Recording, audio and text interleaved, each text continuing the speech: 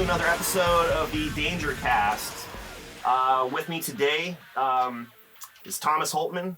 He has been training martial arts for over 42 years. He started with judo and later trained jiu-jitsu, aikido, and Japanese jiu-jitsu. But his first love is the traditional Chinese martial arts, which also resulted in a master's degree in Chinese literature, Chinese history, and philosophy, and the Chinese language. He even wrote his master thesis about Kung Fu training manuals.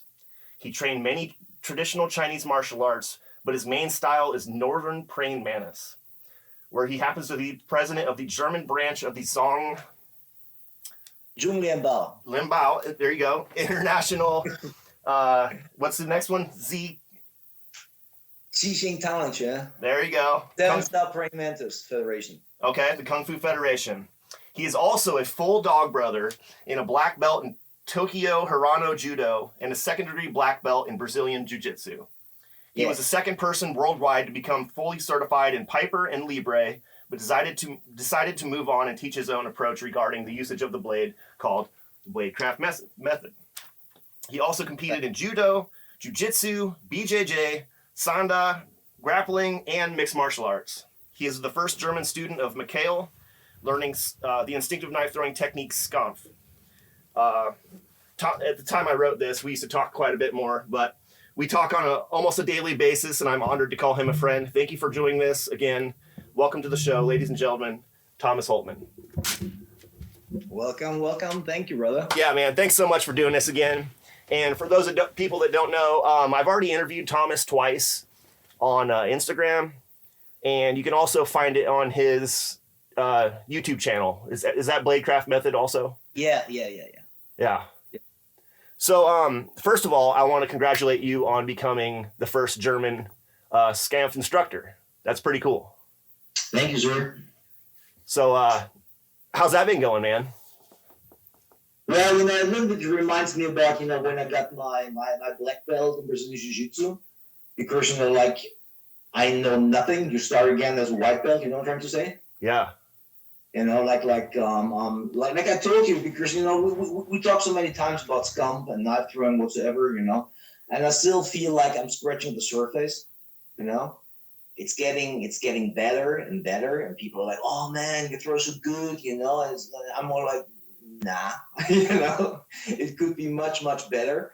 There are times where man, it feels so good, and the next day, it's like, fuck, man, I suck. Yeah. And like always, when you get some kind of degree, some kind of certificate, like you get promoted, however you want to call it. A lot of responsibility, so usually there's also a lot of pressure, I'm trying to say, because you want to perform on a better level right now, but sounds a little bit cocky, but I'm used to it because of all my other stuff I'm doing, so by the end of the day, it's still standing in the basement, over and over, over and over again, so that's about it, It never ends, man. No. So do you have students now? Are you actually teaching it there in Germany? No. I don't have students in regards of knife throwing. I teach seminars once in a while. I teach in Germany seminars. I teach in the Netherlands seminars. Some of my BladeCraftMethod students got interested in knife throwing. But it's not like, I have a school or club or teaching on a regular basis. Okay. Is that something that you want to do in the future? No. Okay. Bro, like the week got just 7 days, right? Okay, so on 6 days, I'm teaching martial arts. Okay. Yeah. So I got 1 day rest, what I'm trying to say? Yes. And basically, at least 1 weekend, I'm gone teaching seminars, Yeah. So, no. I've noticed that you've been a lot busier now that the COVID restrictions have lightened a little bit, and that's why I said in the intro that we don't talk as much as we used to, because we used to talk almost daily, right? Yeah. I mean, things are quite okay right now. I'm allowed to teach. We're allowed to do our full contact sports again, so I can teach again a lot of jiu-jitsu. We're allowed to have our meetings again, our gatherings, whatever you want to call it. So definitely, I'm right now much more busy than before, but the good kind of busy, Yeah, what I'm yeah. saying, So I'm happy how this situation is right now, I'm complaining on a high level, because the government can say, that's it, stop training again. Yeah. So I'm happy, I'm pleased, it's all good, Yeah. It's nice to get out there and interact with people again, isn't it? Yeah. But with that being said, I'm more than willing to help anybody to get the first steps in throwing knives. You know what I'm trying to say? Sure. Like I got no time. Like teaching like a couple of days a week and also Scumf. When should I do that? Literally. Because Right. I also got a regular day job. So no, I can't do that.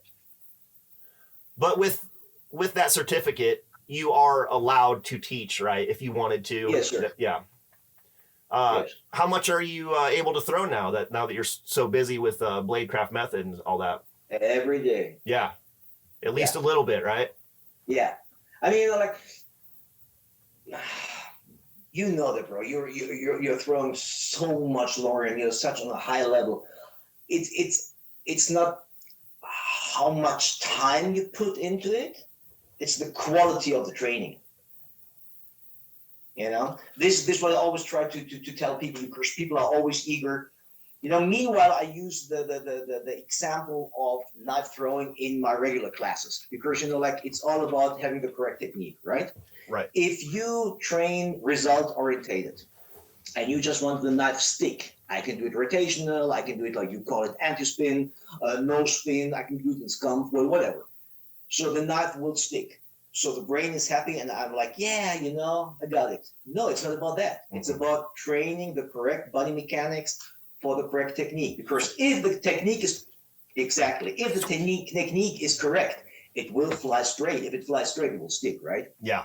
So what I found out is, like I told you before, also in the other podcast, there are times where you have to take a break. You have to. You have to. Literally, you have to. Your teacher will tell you so. You have to take a break.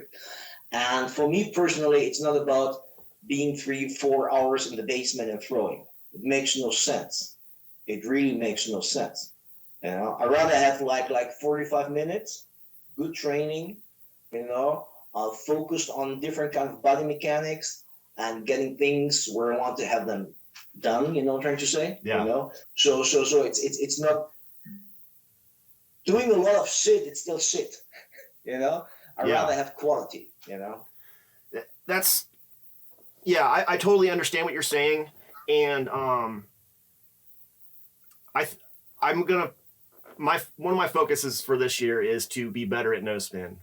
Spin is I'm okay at it, but there's tons of room. Bro, come on, you're not okay at it. Well, you're good. Well, here's an example. I just went to a competition a couple weekends ago, and my rotational and tomahawk and all that stuff. My scores are pretty high, but my no spin I have never done well in a competition.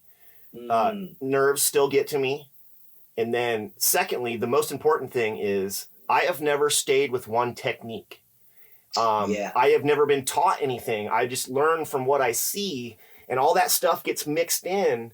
And when it comes down time to actually do well, my mind gets clouded, and I'm unsure. So I've actually been working on standing still more. And now I am also working with a closed hand grip. Okay. And I brought this knife specifically because I wanted to talk to you about it. Yeah. But with my no spin training, I am trying, and it's because of people like you and Joel Halapanen, and there's so many really, really good no spin throwers, and they stick to one technique all the time, and I'm all over the place with what I do, and I think that messes me up a lot. So I'm trying to be more better foundation this year. For sure. Yeah. I mean, I also throw different kind of throws, if you want to call it, underhand, overhand, sideways, top spin, whatever, But the body mechanics are always the same. Yeah. Always. I like that. And there are, for example, if I throw underhand, for me, it's the most natural way how to throw. For me personally. Me too. You know, on the hand, no spin. You know, I don't know if you saw my last clip when I was throwing the chorus axe, you know, it literally shoots out of my hand. Yeah, you know? yeah, that's pretty wild. You know, and it's effortless. You know, I can do that for hours if I want to. And that's for me personally, it's the way to throw how I feel the most of the Scumf mechanics. Body-wise. You know what I'm trying to say? Because boom. Yeah. But on the other hand, if I focus on regular, we call it regular no spin now. So you know, usual, yeah. I feel much more the pulling effect. You know what I'm trying to say? I do. So there, it's one core, but when I use different kind of throws, it helps me to get better in different facets of this core. You know? Okay. So I have times where I just work on this. I have times where I just work on that. But by the end of the day, I'm still building, you know, the solid fundamental of this core, you know? So it all complements each other. So I got no problems with switching inside different throws because it's always the same one I'm doing. Yeah. Always, you know? Yeah, that's one of the really cool things about Scumf that I admire. It's all the same basic movement. But still, I mean, underhand no spin is just, or reverse grip, it's just, it's the hardest thing, man. No. Well, yeah, maybe not for you, dude, but I have problems. No. It's. I swear to God, bro. If I spend 2 hours with you, you get it done. It just seems so awkward, and I have to. It is. And you've seen me do reverse grip. I have to resort to what works for me. You know, with the weird way I hold it or whatever, you know, and I can barely get it to work. You know, it's like a chopstick when you hold it. You know, it's almost open their hand. Yeah.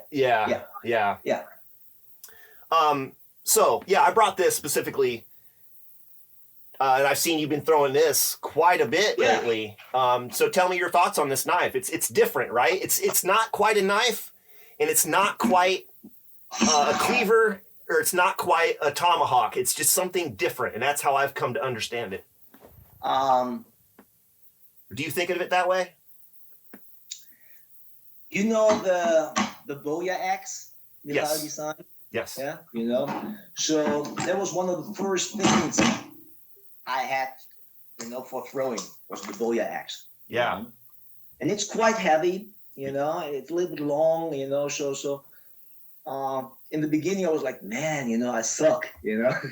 Yeah. But at the end of the day, my technique sucked, you know. It wasn't, you know, about the throwing device. So when I got these, you know, it took me a couple of hours to understand, you know, that bro, I'm, you know, it sounds so stupid, but I'm throwing Scumf. It doesn't matter what kind of knife I'm throwing. Who cares?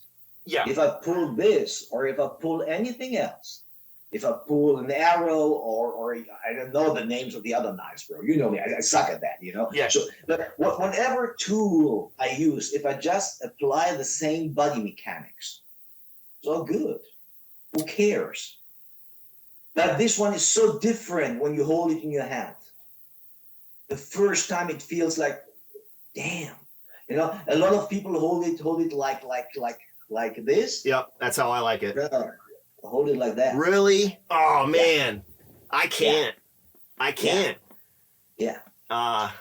So yeah, when I first got it, it's very unique, and but I did not like this at first because it's slightly tip heavy, and the weight is outside on the outside here. So that's why I prefer to throw it like this. I've tried this way. It just feels better right there for my hand.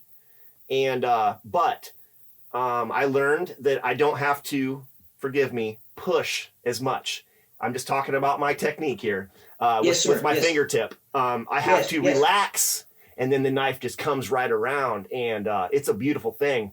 And for underhand half spin, this thing's a monster. I really come to love this, and I'm going to get another couple so I have a set. Yeah. So, I mean, I think the main difference is like you say, if I would slide and push this little curved edgy here, it makes it feel awkward, right? Right in the way, yeah. My fingertip is like digging into it. It feels weird, So yeah, this one feels more soft. Sure. The curve feels nice and gives you this sliding anti-spin, Correct. slide, But I'm not doing that. I know. So for me, it doesn't matter how I hold it actually, but this one feels much better for me. It just like you say, you like this, By the end of the day, who cares? You know? Personal preference. Personal preference for me is like this, And what I like is a lot of people, have the knife really deep inside the hand. You see what I mean? Like deep. Yeah. I don't do that. Pull your hand back a little bit toward you. Like that? Right there. There you go. Okay, I see. Yeah.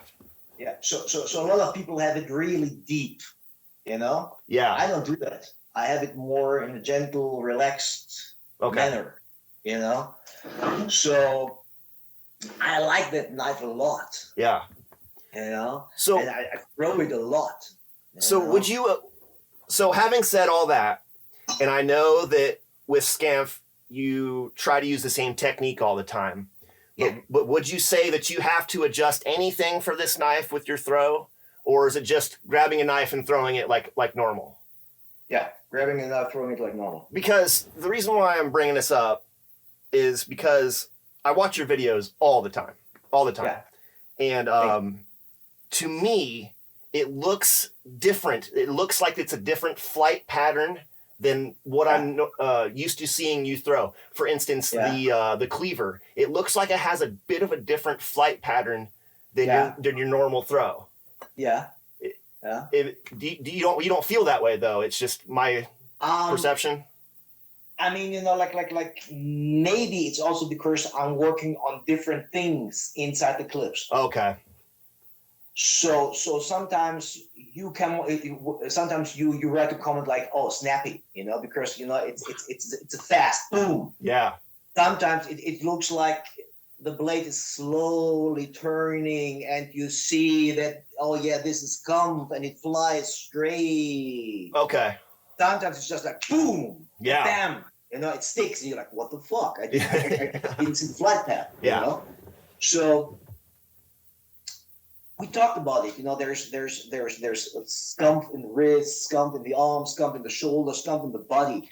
If you watch real Scumf masters like Mikhail and for sure Olga and all the other original students from master fitting, they all use the same alphabet for sure, but everybody got a slightly different technique, slightly different approach. Okay. Yeah. So what I found out is that, and this is what I meant, like I feel now like the black belt who's a new kind of white belt. I can use different kinds of my body to produce the energy. Okay.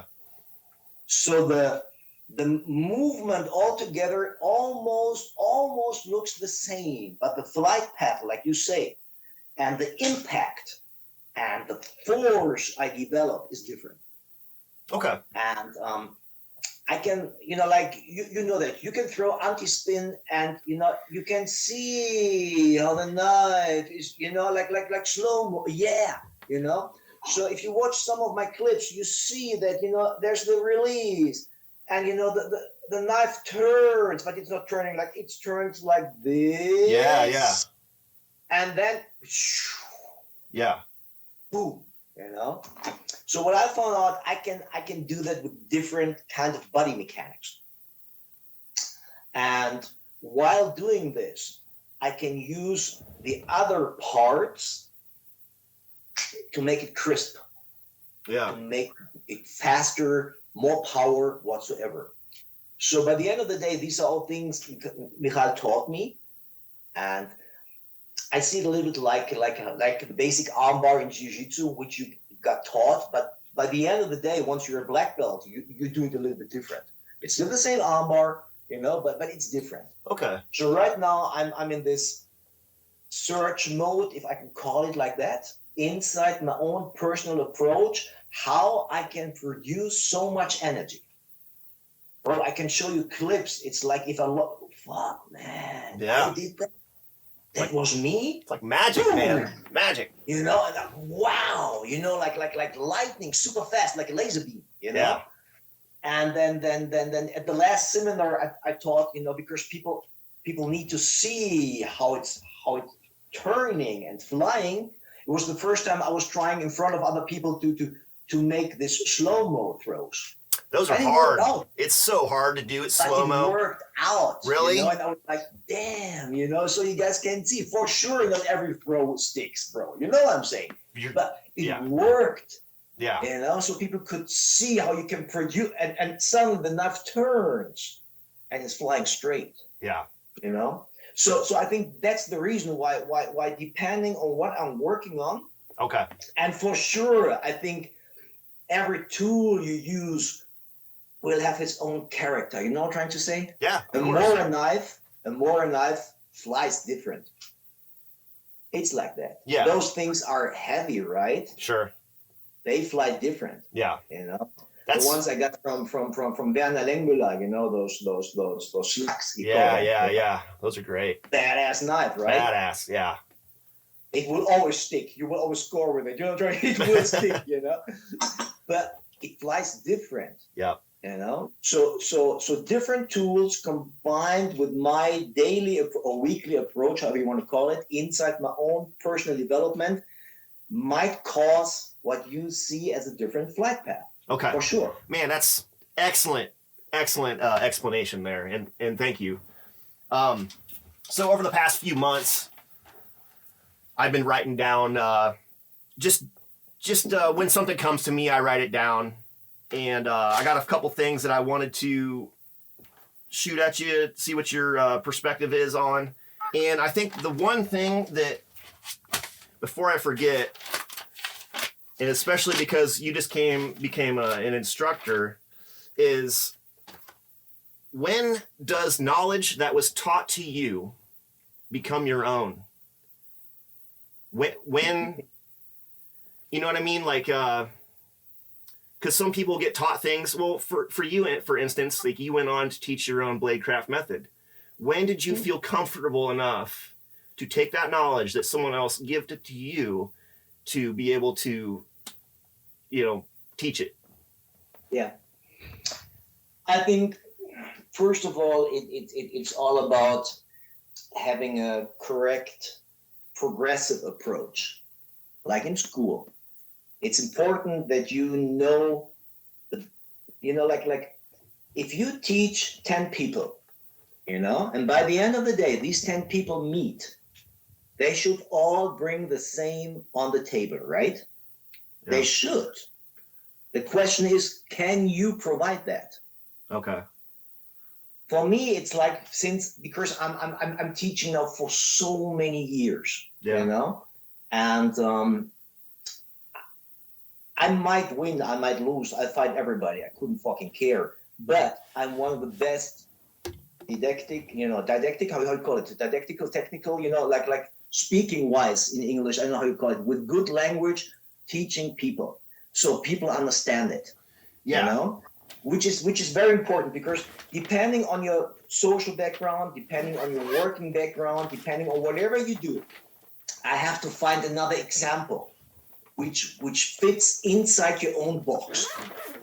For example, if you got my wife, who is a dancer and she was an actress and all that, and I have this guy who works, like he repairs cars, okay? Both people need to have the same message, right? For example, an A is like 3 lines. 1, 2, 3. 3 lines is an A, right? So if I just tell you it's 3 lines, an H is also 3 lines. An N is also 3 lines. So what the fuck is 3 lines means to me? I don't even know. Sure. But if I take the dancer and I say, for example, if you have 1 step, 2 step, and feet together, so it's an A, right? Yeah. So if I talk to the guy who repairs cars and I say, okay, here's 1 wheel, here's another wheel, and they are both connected here. But if you take the wheels and curve them in, oh yeah, it's an A. So I take different pictures for different students to make them understand what 3 lines are. Okay. And how these 3 lines are connected in an A shape, not an N shape, not an H shape. So with that being said, and the cocky bastard I am, it's like that, but I got the fucking capability to do that with everybody. Yeah. So I got the confidence to teach it. You need confidence. Some people build confidence in regards of they won so many championships, or they stick every night, or they talk to Yuri Fedin at dinner, whatever. You know what I mean? Yeah. I got confidence because I'm a fucking good teacher. Yeah. Bottom line, maybe you hate me. Good, brilliant. But you can't deny the fact that I'm one of the best teachers you can find out there. So for me, if it's Scumf or BladeCraftMethod or Jiu-Jitsu or Chinese martial arts, it's just a different topic. I couldn't care less. Okay. But I will break it down and I will find a way how you, as my student in this moment, will understand it. But that's not the same way how I teach person that, person X, person B, whatever, you know? But if these people meet, all will tell you, yeah, today I learned an A. Okay. That's the art in it. Yeah, because I feel like I'm kind of at the point where I do teach people, but I don't teach people a certain technique. My goal is just to get people to, you know, because I'm teaching mostly beginners a lot of the times. I'm just teaching them how to stick a knife or a tomahawk or whatever. And, you know, I'll admit, man, confidence is not my strong fucking point. And, yeah, thank you for answering that, because it was just something that I've had. But the thing is, like, do you want to be a teacher? Let's start like that. Yeah. You want to be a teacher? I do. Right? Yeah. So that's all what you need. You got people already approaching you because they decided to become your student. We have a saying, you know, when the teacher is ready, the student will appear. Okay. So, bro, everything is already settled. You just need to find your own personal way. And in the beginning, you know, I didn't wake up in the morning and I was a brilliant teacher. There's a lot of trial and error, and I got blessed with meeting some of the best teachers on this planet. You know, so I really, really, really got these brilliant people showing me how they taught, and this is how I learned. So I could use this as an example. You know, so all you need to do is to find your own way, and as long as your students are happy, as long as your students get better. The most important part, The results. they need to get better, right? Yeah. And last but not for sure, not for least, you have to be happy. Yeah. As long as this happens, bro, you're a good teacher. I see you as a brilliant teacher, honestly. You know, because I know you are not the most patient person when it comes to your own, because you put a lot of pressure on you because you want to be the best. You know, we are alike, you know what I'm saying? But I know that if I would give you my son for teaching him rotational throwing, you would take all fucking day and you would be the most calmest person, because you know you want him to learn and you want him to enjoy it. Sure. Because you love the art. Yes. So, bro, you're a brilliant teacher. I appreciate that. Actually, last weekend, a friend of mine, Shane Hodges, he was in town, and it was for his son's birthday. His name's Levi. We actually share a birthday, by the way, which was wild. Yeah. But he's, I think he was 8, and he came over, and we had him throwing tomahawks for the first time, and he got pretty good, and he actually hit a golf tee, which is small as hell. He hit it twice. No way. Twice. Nice. And we just had the best time, and knife throwing and tomahawk throwing has just given me so much joy in life. It's really cool to just pass that on, you know, and see And everybody people else's feel that, happiness. you know? Yeah, it's People feel that. oh yeah, You know? it's amazing.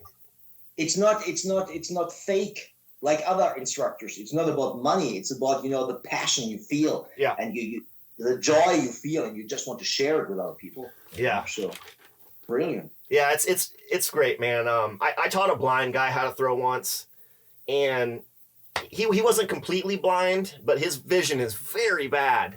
And the joy on his face when he finally stuck one was just Nice. that was cool, man. Yeah. Let me see what else I got here.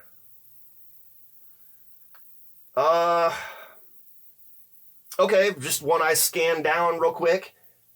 It's controversial topic, but combative applications, advantages, disadvantage of no spin and half spin. And I guess we don't have to talk about those specifically, but let's just talk about combative applications. It's a real thing. Yeah. It's definitely a real thing, and it's in. I don't understand why we have to talk about it. I know. It's very controversial, you know, and I think a lot of people do it for the sport, and Yeah. I understand that, and they don't even think Brilliant. they don't have that in mind. But I wanted to learn how to throw knives because I thought it was cool as shit, and it's an effective thing. Yeah. And especially, didn't you share the video of that guy pulling the knife and shooting? Yeah. And that was a perfect example, and that's exactly what Jason Johnson teaches. You know, for you guys in the States, because we're not allowed to carry here, you know. So, but for you guys, that was the perfect clip, because this is what I'm always talking about. Yeah. You know, it's not, you know, like when people talk, for example, about Chinese martial arts, they always have this kung fu movies, you know, and they think it works like this. The same is with knife throwing. Sure, Expendables, absolutely. whatever movie, you know, you throw your knives, the guy's dead, whatever. Yeah, boom, clap, bam. 30 meters, the guy drops dead, right? Yeah. So inside the combat application, I don't need a knife, and I don't need that the knife sticks. I always like to tell people, like, did you ever get hit with a snowball in your face? And they're like, yeah. It sucks. Did it hurt you? Yeah. What did you do? Yeah, I cried, blah, blah, blah. So just imagine, out of nowhere, literally out of nowhere, you, somebody else who knows what he's doing, Johnson, myself, is hitting this bastard with a piece of steel. Yeah. It doesn't matter if it's the pointies. No, who cares? This piece of steel is hitting your face. Yes. You will get distracted. That's a fact. You will react. That's another fact. Yeah. So I can rather cross no man's land, approach you with my other tool. I can gain no man's land. I can escape, get another tool, or I can use it as a natural progression to get access for a gun or whatever, you know? So it got value. It's another skill which everybody should add. I personally just used a lighter once. Really? Back in the days, you know? And the lighter was hitting the guy in the eye. I wanted to hit him in the face. I scored good. I scored the eye. The discussion was over in that moment. Sure. Because I fucking hit his eye with a lighter. Yeah. Boom. You know? So, fuck, man, you know. So, yeah, it works. For sure it works. But is it a fight ender? No. Because I will not hit inside your eye and it will, you know, reach your medulla or whatever. No. It's not like in the movies. So I don't understand. People know John Wick is fake. Nobody expects you to run around like John Wick and shoot like that, right? We all know that. Combat shooter, we all know it's different, right? Correct. Yeah. But once it comes down to things people don't understand and don't see the value of it, then it's always say, oh no, it's Hollywood bullshit, it doesn't work. Just because you don't understand it doesn't mean that it doesn't work. Correct. Yes. And that's the problem. A lot of people just don't understand it. They dismiss it because they can't do it. Because you can't do it doesn't mean it's not fucking possible, you know. Exactly. And while we're on that, go ahead. Sorry. Yeah. While we're on that subject, so of course, there's always the argument, don't throw your only tool. Why should the fuck I do that? People always assume that I'm so stupid. Right. For one, who carries one knife, by the way? And for two, you're just doing that to get out. I mean, not everybody wants to get into a fight. They're throwing their weapon to leave the situation. It's not like you're going to stand there, wait for them to pick it up, and then come back at you and stick you with it. You know what I mean? It's such a stupid argument, you know? It is. Oh, you never throw. Bro, people also tell you, why should I give the adversary, you know, a knife or, you know, a weapon? Bro, the reason why I'm in this fucked up situation is because the guy maybe got, you know, a tool. Right. Whatever weapon he got, you know? It's not like I'm throwing at people who are not armed. You know? Right. Because then suddenly I'm the bad guy. Well, people that train anything aren't usually the bad guy. You don't have supervillains out there training to go and fucking confront people and start shit in the street. That's just not how things work. Yeah, exactly. And it's such a stupid discussion, you know. So it makes, by the end of the day, it makes no sense to discuss with these people because, you know, they don't want to change a mind. It makes sense if we both have a discussion because, you know, I listen to you.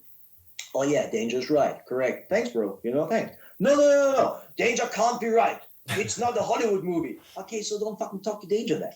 Yeah. You know? It makes no sense. You know? And people are always like, oh, will it penetrate a leather jacket? A guy today was commenting this on. Oh, really? But maybe if the guy's wearing a leather jacket, I just hit the face, which is not covered. I'm not sure. What the fuck should I hit? You know, throw at this jacket. This is why we train under stress how to aim, right? Yes. I mean, look at your trick shots. By the end of the day, you are pretty much capable of fitting such a small thing under stress. Because this is what you're fucking doing every day, you know, as a relaxed thing. Yeah. So for you, it's easy to hit the face, especially we're not standing like 3, 4, 5 meters apart, right? Oh, no, yeah, easy. Imagine, you know, like 1 meter, 1.5 meter, and you got the tool hidden inside your hand. Boom, it's gone. Yeah. You know? So yeah. It's such a stupid discussion, you know? But bro, it's the internet, you know, so what do you want to do? The internet, it's great, right? Yeah. Okay, so while we're on this topic then, let's talk about the force generated with a throw rather than a stab. I don't think a lot of people understand how much force a thrown object has. If you take a knife that's sharp as hell and you stab it into a wall, there's no way that you're going to get as much penetration as if you throw it. You know what I mean? So it's something. I mean, it's pretty wild.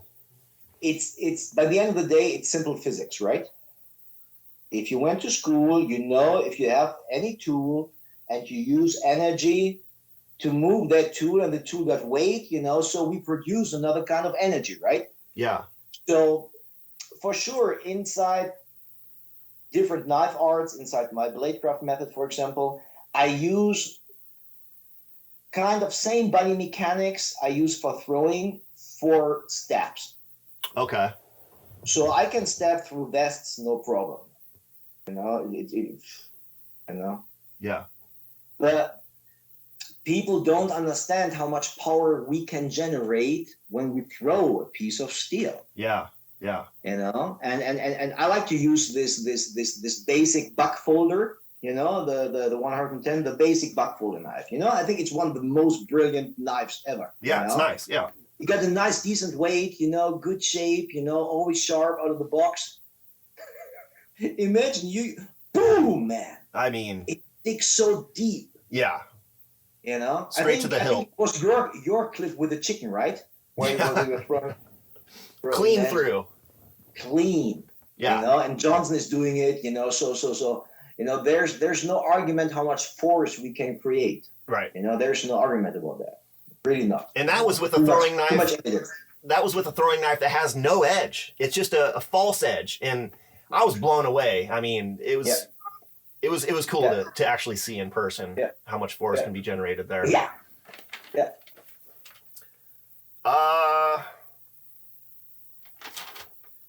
Let me see here.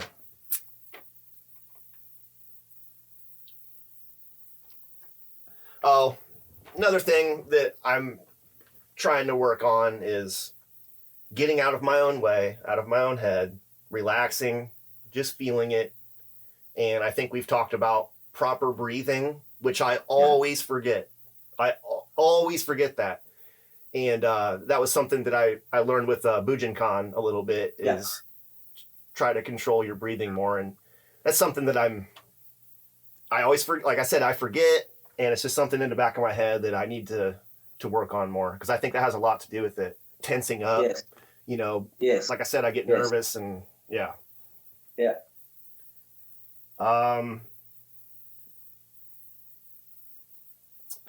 see here. Okay, here we go. Are training and practice, is that the same thing? What you mean? Well, a lot of people say, I kind of feel like it's the same thing. Like, I don't know. Maybe that is, maybe it's synonymous. Maybe training and practice are the same thing. I didn't know if you had a different perspective on that. Bro, I'm no native speaker. If I translate it back to German, you know, it's about the same thing you're talking about. So, okay. So I'm just trying to figure out, you know, like where are we going? Where do you differ? What's the distinguishment? Okay. Maybe that was a stupid thought then. I just seen. No. It's never stupid, but you know, like I'm just trying to, because you know, like, where is for people then the difference? You know, what I'm trying to say, like because training and practice. So you practice and move, which you trained, right? Right. It's okay. I've just seen different people post those different things. Okay. And I didn't know if there was a difference or not. For me personally, I rather would differ inside martial arts for sure between training and actual combat use, you know what I mean, competition whatsoever. If you want to differ practice like that, then there is a slight difference. Okay. But for me, if we call it combat knife throwing, yeah? So you can stand there on your 3 meter mark, 1, 2, and you do your throw, right? Or you move, you have your wife at your hand, you throw around things, you throw sitting, you turn, whatever. It's the same move, but maybe there's then the distinguishment, like, because one thing is training right on the spot, the repetition of the movement, and the other thing is trying to bring it into actual context of your daily life. Okay. You know what I'm trying to say? So maybe that's okay where you could make a difference, right? Okay, thank you. That makes sense. The other thing is how fast people are progressing now because of social media. You know, there's been, especially since the pandemic, a lot of new throwers have come in, or maybe that they just started putting out videos, but it's something pretty phenomenal to see people progress so quickly. You know, and there's a lot of throwers out there, especially trick shot throwers, that are just like keeping up with me immediately, and it's pretty wild. But I personally, you know, like Chris Howler, black belt Brazilian Jiu-Jitsu, well-known guy, you know, he said one time so nicely, by the end, it's not about who's being good, it's about who's left. So there are a lot of guys, you know, like how long are we now friends, brother? 2 years? Yeah. Around 2 years? Yeah. So how many guys we saw popping up and disappearing again? Very talented people. A lot. Very talented people. Yeah, right? and it's a shame, and especially when you see so much potential in someone, and I'm like, damn it, man. So cause of social media, you know, there are people posting, you know, like inboxing me like, oh, thank you for your clips, I learned a lot, and I always, bro, you know, that's the biggest compliment, you know, if I can help you, you know, just by posting my shit, awesome. It's great. But I see them popping up, and I see people disappear. Popping up, disappear. So if you watch the whole scene, they are just like 10 names popping up on a regular basis. They're always new guys, and they come up and they run for 2-3 months, and then they suddenly stop. You know, So I think it's a little bit like in Brazilian Jiu-Jitsu. You have a lot of talented people. You know, they go to competitions, they win, boom, the guy's gone. He got distracted sideways. Wife, kid, job, whatever, you know. So it was, don't misunderstand me, it was just a hobby, which is good. That's fine. It's fine. Yeah. But for me, it's not a hobby. I've always said, and for me specifically, it's become my lifestyle. This is what I do all the time. I'm always thinking about this. I'm always looking forward to the next throw, meeting people, having people come over. It's just taken over my whole life, and it's just been it's been awesome, man. Yeah. And no, I just think that it's a shame that we have so many talented guys coming up and then disappearing again, you know, but by the end of the day, everybody got his own life, you know, things he got to take care of, you know, and they will have their reasons. So, but I would just say I agree on the part, a lot of talented throwers coming up, but by the end of the day, how many are left? Yeah. And I think it's you know, I see that in martial arts a lot of times. Some people think, I got it down. You know what I'm trying to say? They throw, they stick, I know how it works. Mm-mm. Yeah, but you know, some people think like that. I know. I've met people like that. They said, well, I just move on. Once I get good at something, then I move on. Well, exactly. Well, maybe. Yeah. I'm not even starting to get good at it. Yeah. You know? Well, while we're on this subject, one person comes to mind immediately. It's Chris Giffen. He was fantastic, man. He was killing it, and he just, you know, stopped throwing. He's still killing it. I know that for a fact. I chat with him on a daily basis. Is he still throwing? Yeah. Okay, good. Okay, that makes me happy. Even though he's not still throwing, bro. Okay. Because last time I talked to him, he had told me that he wasn't. So that makes me happy that he still is, because he was a very talented thrower, and for whatever reason, if he chooses not to post it, he's one of the most talented people I ever saw, because you know, like he had literally no teacher. I know. Yeah. You know? And he progressed so fast, and his half spin was killing it. Oh, you know, and then suddenly his no spin Oh. was killing it. Yep. And then he started reverse grip. And I was like, what the fuck? You know, that guy, you know? Yeah, he's one of those guys. I can assure you, he's still throwing. Instantly comes to mind. And you know what? While we're talking about Chris, he said something to me that hurt my feelings a little bit. Really? Well, and I'm not mad or anything. He just said... No, but you have to mention it in the Well, I do, because it... No, I'm just saying. Okay, all right, I will. He says, Brandon, I don't think everybody thinks knife throwing is as cool as you think it is. And I was like, damn it. You know, because... That's correct. I know. But like when he said that to me, I was like, fuck, damn it, he's right. I got you. Yeah. But like you said before, you know, you said it's a lifestyle for you, you know? Yeah. For me, knife throwing is no lifestyle. No. I was never at a competition. I was at enough other competitions. You know, my job is beating up people and show people how to beat up people. That's my job. I know. That's not my lifestyle. You know what I'm trying to say? Yes, There I are do. people who have jiu-jitsu lifestyles. You know, you're proud of your cauliflower ears, you know, and you just wear jiu-jitsu clothes and you talk a little bit Brazilian accent, you know. No. I'm white as a motherfucker. I'm German, you know. I can't deny it, you know. And for me, it's just a skill set. Okay. And I'm addicted to polishing and getting better every day. This is me. But that's not my lifestyle. I don't have anything like and I no in a provoking manner like hippie lifestyle, whatever, you know. No, I don't have that. I just want to go home to my loved ones. This is all what I want to do. You know? So for me, knife throwing is not a hobby at all. No, I don't have any fucking hobbies. Yeah. That's shit. You know, I'm addicted to it. I love it. Yeah. I will do it till the rest of my life, you know, but it's not my lifestyle. But for you, on the other hand, and because you always said this is why I'm not allowed to say it, it saves literally your life. Yeah, Yeah, it's changed my life for the better, for sure. So for me, martial arts is a little bit the same, because I always say without martial arts, I already would have been in jail. Yeah. You know what I'm saying? It's kept me out of trouble. Days, yeah.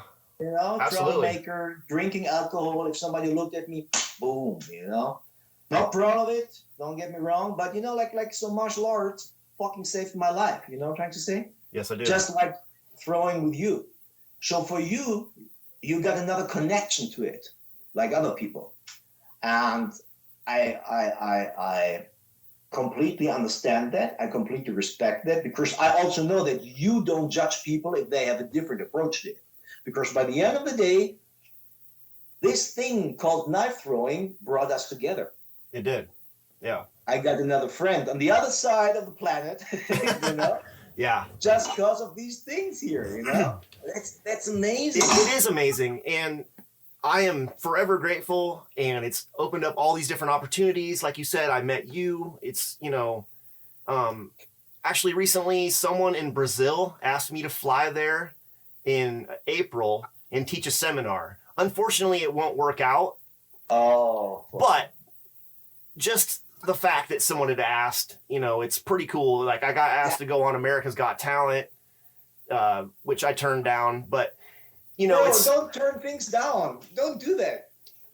It's okay. First of all, they don't pay money. Knife throwing has never done very well on that show.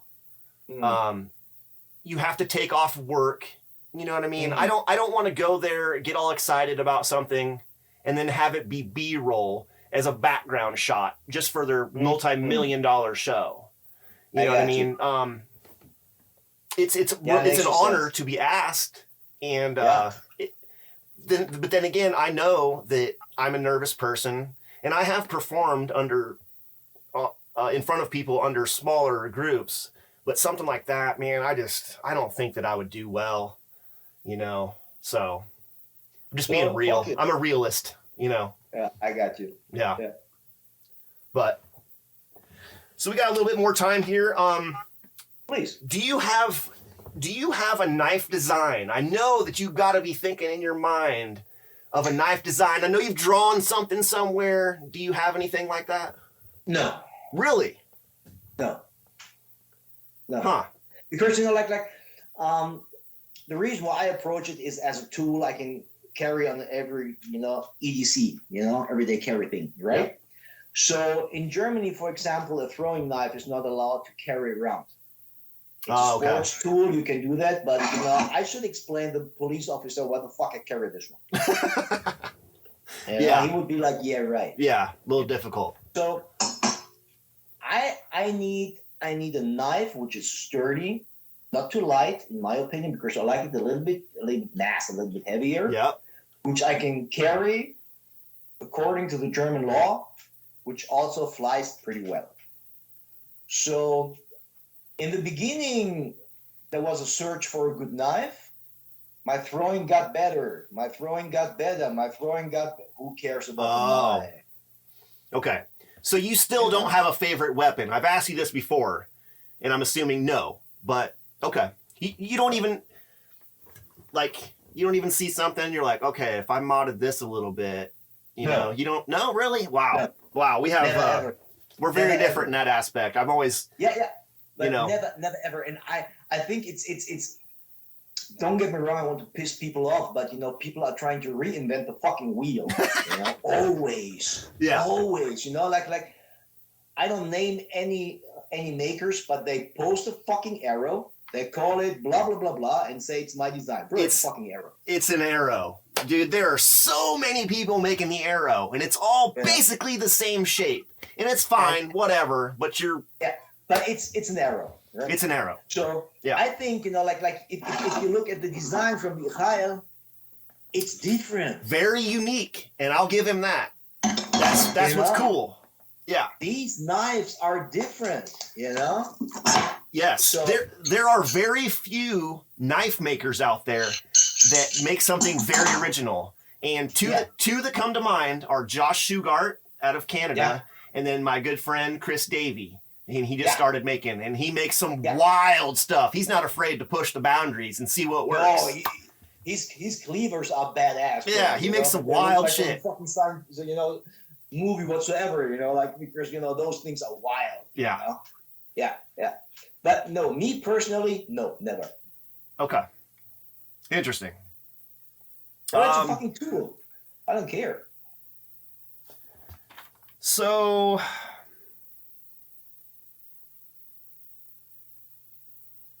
okay, well, we don't have a whole lot of time left here, but do you have any goals this year for knife throwing? Just continue to get better, working on that perfect stick. Since you're already an instructor now, what's next for you with knife throwing? Get better. Yeah. Just get better.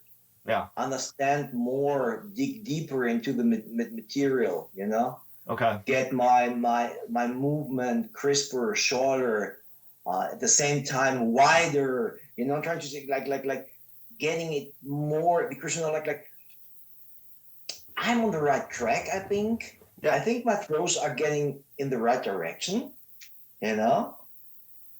but I'm still, between me and Mikhail, it's like universes, what I'm trying to say? Yeah. So that's all what I want to do. I want to get better. I want to have a deeper understanding of the material. And I love that people ask for seminars and that people want to learn Scumf. So I would like to help to promote the art and help people to learn it. You know? So, yeah. That's interesting. And, it never ends, right? We're always trying to better ourselves forever. Right. No, someone that says that they've learned everything they need to know or whatever, it's just Brilliant. stupid.